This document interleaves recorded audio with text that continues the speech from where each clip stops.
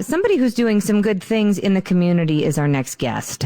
Marc Swatez is the executive director of the ARC, and the ARC does a lot of things for our Jewish community that's in dire straits or in need. There's everything from a food pantry, and there's housing, interim housing, a health clinic. Hey, Marc, welcome to the show. How are you? Hi, Jen. Thanks for having me. Well, thanks for making some time. So I know you're super busy, and there's a lot happening as you restructure the model of the ARC. So familiarize our listeners with what it is that you're up to and how you're helping. Well, the ARC provides free wraparound services to the Chicago Jewish community. And as you said, we have case management. We have a health clinic, which includes a pharmacy. We have a food pantry, employment services. We do a lot of financial assistance and financial services. We do have a transitional residence, a homeless shelter, and really a whole lot more services. We try and provide everything that a family might need, sort of a one-stop shop for anyone who's vulnerable today who needs our services.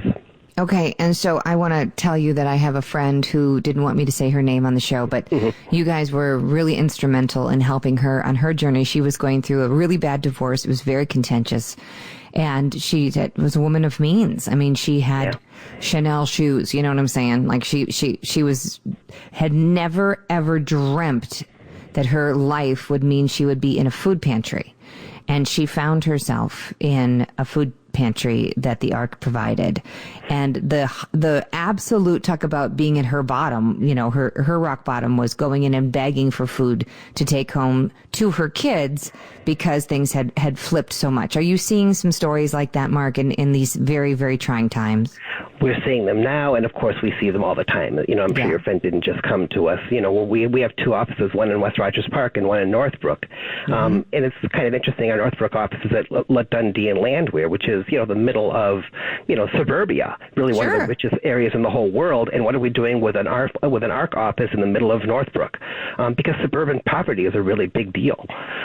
There's, you know, about half of the people in Chicago who identify as poor do live in the suburbs these days, and we're talking about the Jewish community, so half of them have college degrees, because a college degree is, you know, it's a ticket to a new life, a good career, but it's not a guarantee, and stuff happens, like happened to your friend, and they end up coming to the ARC.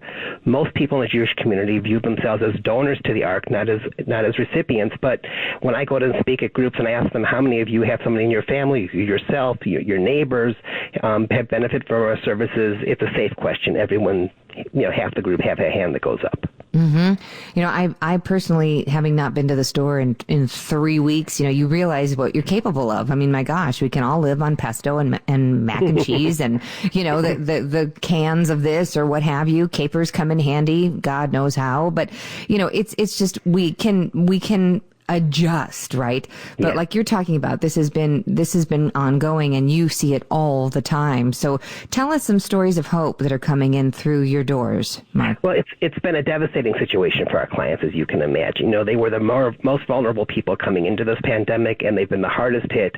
They were the first hit, and if 2008 is any indication, they're going to be the last to recover as well. You know, a lot of our clients are employed. You know, they were already employed, but they were employed part-time, or they were working in the gig economy, or they were doing hourly jobs.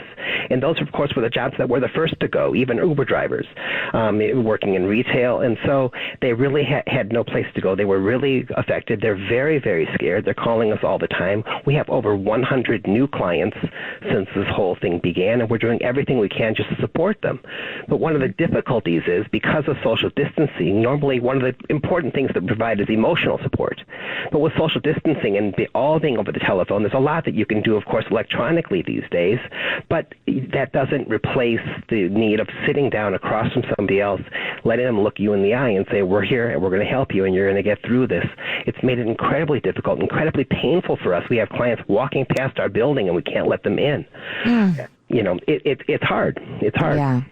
So are you doing any testing in your health clinic? Are you offering any COVID testing? Are you able to or no? We're not able to. We can't get a hold of tests. It's hard enough getting a hold of masks these days, let alone getting tests. Oh, that's so frustrating. So what are you able to do the most? What are you seeing thrive right now at the ARC, and what can our listeners help you to up that game a little bit? The three things that we're doing that are the biggest help, and of course we're calling our clients and doing the case management that we can do over the phone. But the three really substantial things that we're able to offer us right now is food, is pharmaceuticals, and is financial assistance. All of which we're seeing record numbers of the biggest that we've had in many, many years in giving away those three services, our food pantry. I mean, just today alone, we saw 42 people in 3 hours, which, in some ways is a big number, some ways it's a small number, but normally on a day like today, we would have seen 25 people or so. 42 in a day at a time when people can't take public transportation, and many, many clients come to us on public transportation, when social distancing, where they're scared, where the food that we have in our pantry is much more limited than normal, and nevertheless, we're seeing almost twice as many people a day coming into our pantry. Our financial assistance, we're helping people with rents. Normally, we would say, we'll help you with rent a year. What can we do to get you through? Now, we're helping people for multiple months. We've provided $57,000 in March. That's not April, because the April numbers aren't in yet, but in March, just in those first few weeks, $57,000 in rents that we paid. And also in the pharmacy, we're trying to keep everyone's medications up and trying to, just get everybody back in place. Right. How was celebrating Passover for the Jewish community during this pandemic? That must have been really, really bizarre on many levels. It was hard, both for the people who are our clients as well as just the community in general, because Passover, as you know, is a very family-oriented, very community-based holiday with big meals. The whole family comes together, sitting around and really celebrating together. And of course, that couldn't happen at all. Kids can't come home. You can't bring your parents in at any age. My own personal family, we had Zoom Seders were a big thing this year. We had 39 people on on Passover night. We had from 7 states. It was actually the most family we've had together in many, many years. Well, there you go. There's a glass half full. That's right. It was nice, but my son's stuck abroad, and the whole family scattered as opposed to normally coming over. But for our clients, of course, it was much more difficult. We typically have a Passover Seder where we have over 100 people each night, really bringing together and creating a holiday for people who might otherwise not have a holiday. And this year we couldn't do that, and we couldn't do a Zoom Seder for them. We offered here lots of Zoom Seders. The Jewish community as a whole came together, and there were lots of opportunities, but not with our community, with our people. We just couldn't pull that together. We were able to get food out. Our pantry did switch over to Passover, and we gave up Passover food, but it was no client choice. Normally our pantry operates so the client comes in and they kind of go shopping and they say, I want this and this and this. And because of social distancing, they just can't come in anymore.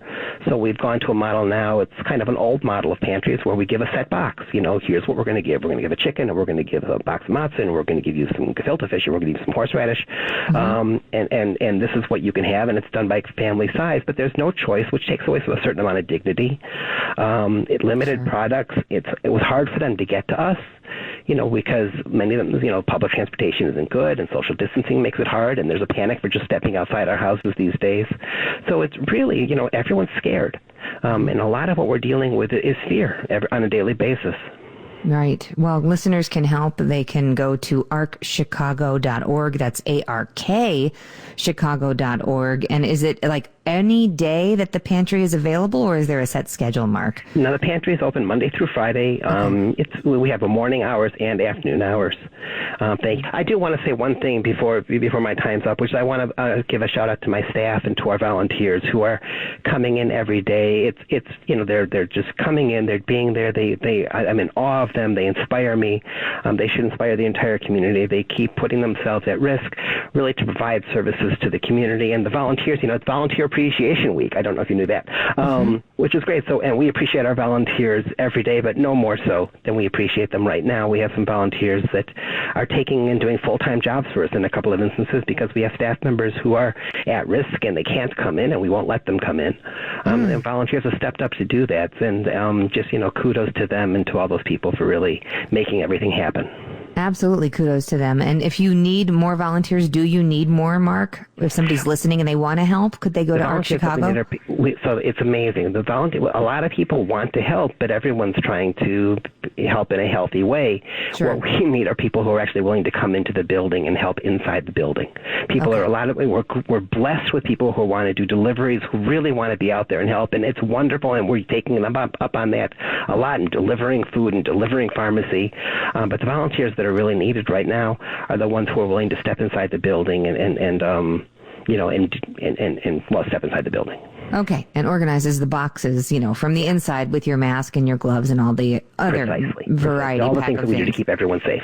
Awesome. Okay, Marc, thank you for all that you're doing over there at the ARC. ArcChicago.org is how anyone listening can reach out to help. Let's check in a couple of weeks, and hopefully things will be in a different, slightly more improved climate. Sound good, Marc? I'd love that. Thank you, Jen. Okay. Thank you so much for all that you're doing. Let's go to the